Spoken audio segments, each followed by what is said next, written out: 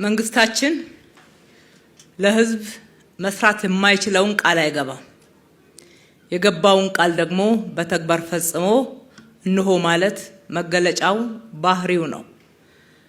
ከጀመርንበት ከለውጡ ማግስት ጀምሮ በከተማችን ላይ በርካታ ስራዎችን በመስራት የህዝባችንን ተጠቃሚነት ስናረጋግጥ ቆይተናል። በእንደዚህ አይነት ፕሮጀክቶች ግንባታ ብቻ እንኳን ብንመለከት ባለፉት 5 ዓመታት ብቻ ከ60 ሺህ በላይ ፕሮጀክቶች አዲስ አበባ ላይ ተሰርተዋል። አዲስ ከተማ የመገንባት ያክል ብለን ልናየው እንችላለን።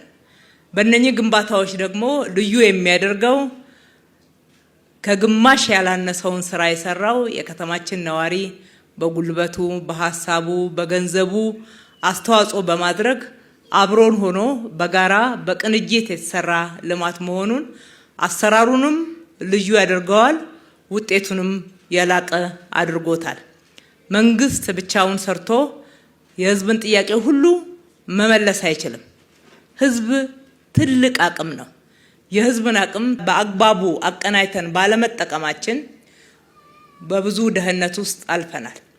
ህዝባችን ፊቱን ወደ ልማት እንዲመልስ፣ የህዝባችን አጀንዳ ልማት እንዲሆን፣ የህዝባችን አጀንዳ ከድህነት መውጣት እንዲሆን፣ የህዝባችን አጀንዳ በየዕለቱ ተጠቃሚነቱ እንዲረጋገጥለትና በህይወቱ ላይ ለውጥ መምጣት እንዲችል ዋና ትኩረት እንዲያደርግ ያደረግነው ጥረት ውጤታማ ሆኖ እነኚህ የምላቸውን ፕሮጀክቶች ከ50 እጅ በላይ በተለያየ መንገድ ህዝብ በየሰፈሩ በመሳተፍ እንዲሁም የከተማችን ባለሀብቶች ባደረግንላቸው ጥሪ ለህዝብ ከሚያገኙት ትርፍ ቆርሰው አብረውን የሰሩት ነውና እጅግ አድርገን ማመስገን እንወዳለን።